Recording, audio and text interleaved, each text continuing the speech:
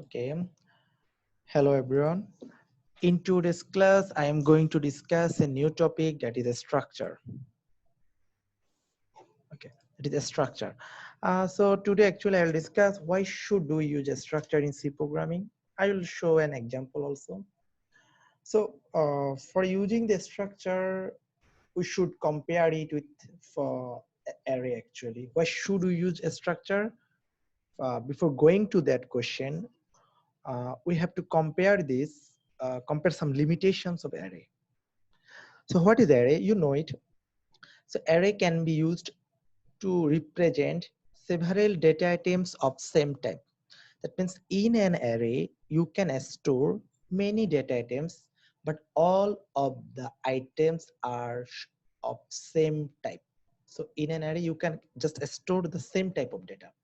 For example, if you declare an array each A10, so here A is an array, it can take a store, it can store 10 numbers, integer numbers, 10 numbers, but all are of integer type. So A can just store integer type of data. It in the same time, it cannot store a float, character, string. So it can just store integer type of data. So, but in a structure, we can do something else. So here, so however, we cannot use an array if we want to represent a collection of data items of different types using a single name.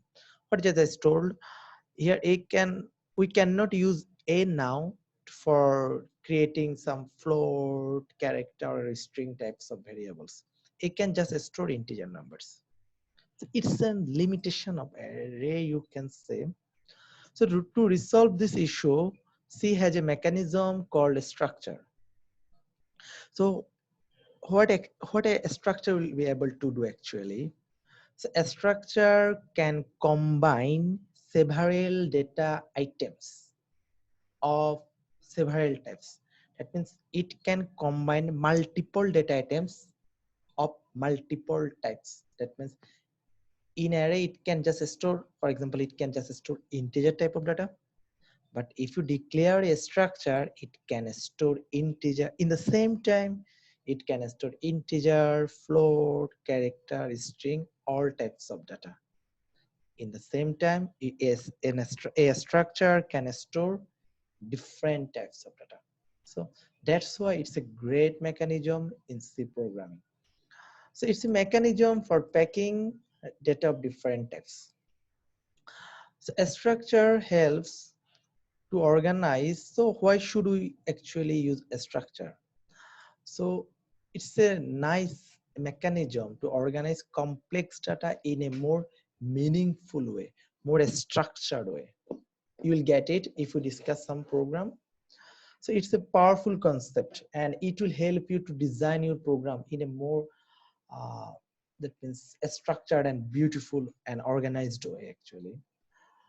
So what is a structure? So a structure, ultimately a structure is that it's a mechanism where we can store multiple data of different types. We can store different types of data in the same time. We can store different data items of different types. So there's a difference between a structure and an array. Array can store multiple items. That's fine, but it can store just the same type of data. But in a structure, we can store multiple data of multiple types. So before going to discuss some program, we have to learn how to create a structure. So how we can define a structure. So you should follow some rules here. We have to declare it in this way: struct and a structure name. So struct is a keyword, it's mandatory, you have to use it. Then you have to give the structure name. You can give any name, you have to give a structure name, and there should be braces or brackets, whatever you say. Inside these braces, you will have some members. Actually, members means you will get it. Some you can call it also variables also. And listen, there's a semicolon here after the end of the brace. So here, there's an example here: struct a student So here we have defined a structure. The name of the structure is student. So from this name, you can just relate something that here we will store some data of a student or information of a student. So here we have a structure student, fine, and it has some properties. It has some member. A student can have a name, can have a ID, can have some marks. So here this structure we have created it, just the name student, and this student structure can contain a name, a ID, and marks. See, so here a student structure has actually three different data items, three types of different data items. Name is a string, ID an integer, marks is a float. So how we can implement it, you will get it. Just learn that how can we define a structure. We have to define a structure in this way. First of all, a struct keyword, you need it, then a structure name, the how many data items you need here. Like for a student, for example, there might be a problem statement that just store the information of a student. So a student might have a name, ID, marks. So we have a name, ID, and marks. But the main thing is that here we have different data items. Name is a string, ID is an integer, and marks is a float. And remember, there's a semicolon here. There's a semicolon here after the brackets. Okay, so that's how we can define a structure. Listen, we have just defined a structure. For using this structure, we have to create a variable. We have to create a structure variable. So for using or implementing a structure, we actually need to follow two steps. In the first step, you have to define the structure. In the second step, you will create a variable to use this structure. Okay, how we can do this? Creating a structure variables. So after defining the structure, we have to declare variables of that type. So here we have created a structure. The name of the structure is student. Okay, the name of the structure is student. So ultimately, a structure is actually a user-defined data type. So you have created your own data type here. Actually, you have created your own data type. So we have a structure here, struct student, and it has some members, name, ID, marks. Now for using this structure, we have to create a variable. So in the main function, we are creating a variable. So also here we have to follow some rules. Struct the keyword, then student one. So struct student is the student is the structure name. So you have to use a struct first, then the structure name, student, then the variable name, student one. So here student one is the variable of student name. So here student one is our structure variable name. By using this variable, we will implement or use a structure. So how you'll get it? So that's how we can create a structure variables. So in this way, in the main function, actually you can create it in two ways. I will show another way in the next class, but this is one simple way. So how can you create it? In the main function, you have to declare it in this way, a struct, then the structure name. Our structure name is a student. So a struct student, then you will declare the variable name. The variable name is student one. For example, you can give it anything. So here student one is the variable of student type. That means it is a variable for our student structure. Okay. Now see, okay, there's a program here. So today's class, actually this will be a very short class. I'll just discuss this program now. Okay, program one, using a structure, write a program that will contain a student's name, ID, and marks. Read this information from the keyboard and display on the screen. That means we have to take a student's name, ID, and marks. So we will use a structure here. So you already know actually how to create the name, ID, and marks. You already have some idea about this. So we will take a student's information and we will display it on the console. How can we do this? Okay, so our target is we will take a student's name, ID, and marks. Then we will just display this on the keyboard. For example, here we have a student information, like you will get these types of output. Whenever you will run the program, enter student information, like, and it will ask for a name, enter name, Sujana, then ID, like 1234, then there's a marks, 94.5. It is taking the input, then it's just showing that, it's showing the output. That's it. Displaying student information, it's showing that name is Sujana, ID is 1234, marks is 94.5000. Okay, now how we can solve this? So this is our solution. Okay, I'm going to explain it now.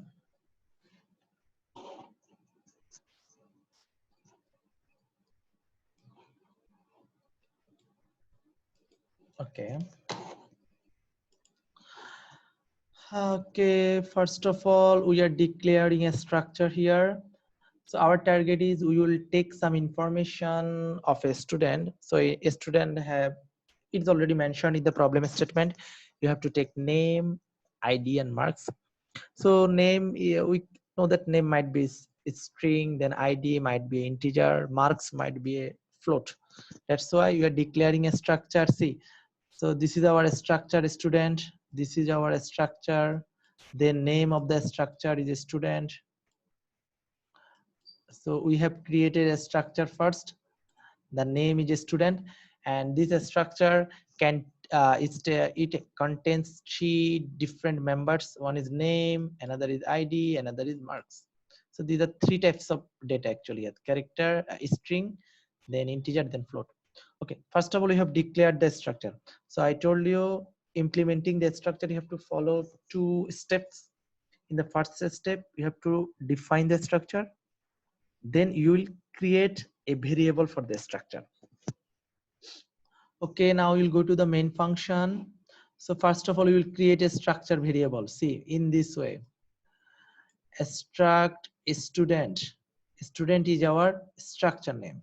Okay, struct student, then our variable name. It's almost like int ID. Int. First of all, you data type, then you declare the variable int ID. So here you have to declare your type is student. So student, then variable name is student one. Just before that, you have to use a keyword struct. So struct student one. So student one is our variable. Student one is our variable for this structure here. Okay, student here. By using this variable, actually we can get access to these members, name, ID, and marks. So by using this variable, we can get access to these members. So how you will say it now? Then just a message, enter the information. Then we will take input. Okay, we will take input for name, ID, and marks. How? So enter, just printf enter name. So I showed you that we can take string input by using the gets function. So that's what we are doing it here, gets function. So for using the gets function, you need hash include string.h. You have to take this in header file first. Then okay, first of all, I will take the input for name. How? Gets c. You know, you can think that if I just write gets name, it will work. No, here you have to access these members of the structure by using its variable. Here our variable name is student one, so you have to use it in this way. Gets student one dot name. Gets student one dot name. Then it will take input for the name. Okay, actually, so this is, there's, you should use a dot operator here, dot operator. Okay, actually you can use another operator also. We will see these types of variations in our next classes. But so how can you take the name input? Student one dot name. So for accessing these variables or members, you have to use this variable student one. Okay, then you will take input for ID and marks. Okay, printf enter ID. How can we take the input? How can we just, ID is an integer number, so we will just scanf percentage d ampersand c. You can think that if If you just write ampersand id, it will not work. You have to write ampersand student1 dot id. Like here you used student1 dot name. Here you have to take input id is ampersand student1 dot id. Student1 is your variable. So in the similar way, take input for marks, enter marks, scanf.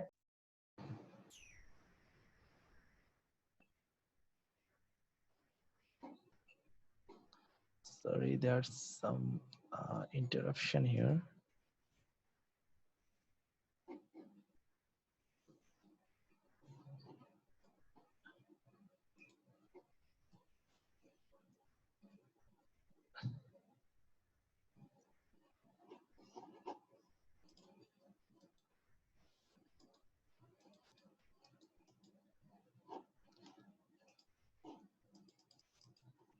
Sorry, there is some interruption here.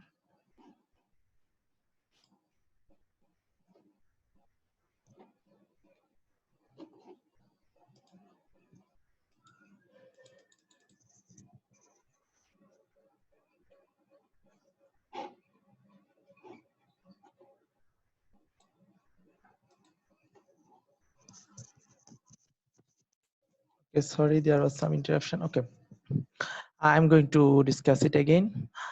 So here I have just discussed something about, so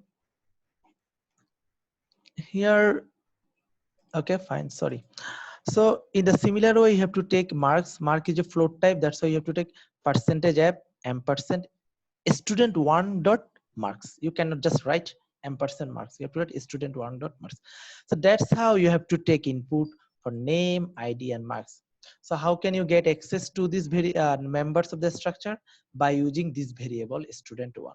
So you're taking input of for name student1 dot name, then id student1 dot id, marks student1 dot marks. That's how we can take input for the structure.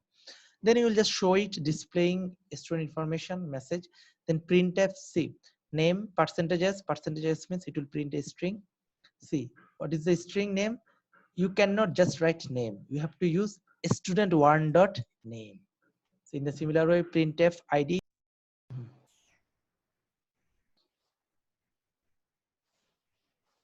Sorry, there are for internet problems, I'm getting many interruptions there.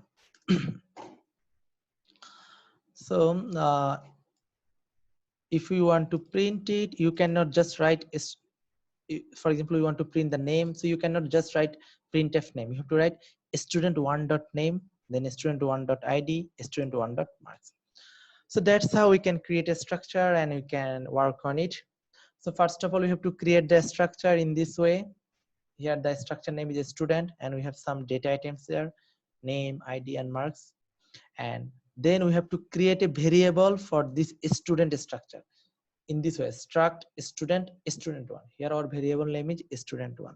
By using this variable, we will get access to this members name, id, and marks. So first of all, you will take input in this way, gets student1 dot name, get then id scanf percentage d ampersand student1 dot id. So you have to take get access. You can get access to this variable members by using this variable student1 dot name, student1 dot id, student1 dot marks. Then you can show the results here. Printf name, student1 dot name, then id, then marks. Okay, that's how actually you can work on it. Now I'm going to run this program for you. This is our program. If I run it, say it will ask for like it's a message, enter a name. Then I am just giving like what I gave here, Sujana. Okay, Sujana. Then ID like 1234. Her GPA is 3.94. So I'm giving name, ID, and marks of a student. It's showing that name. Now it's just showing out name Sujana, ID this, and marks this. Okay, that was for today's class actually. So that's a homework for you. Using a structure, write a program that will contain an employee's name, month of joining, and salary. Read this information from the keyboard and display them. Almost the same program. It is the same program actually. So you have to take three variables three inputs here in the structure. One is name, then month of the joining of this employee, then salary. Just take three inputs, means salary, name, month, salary. Take this input and show it on the console. Okay, that's all for today's class, and that was actually our structures first class. Okay, thank you.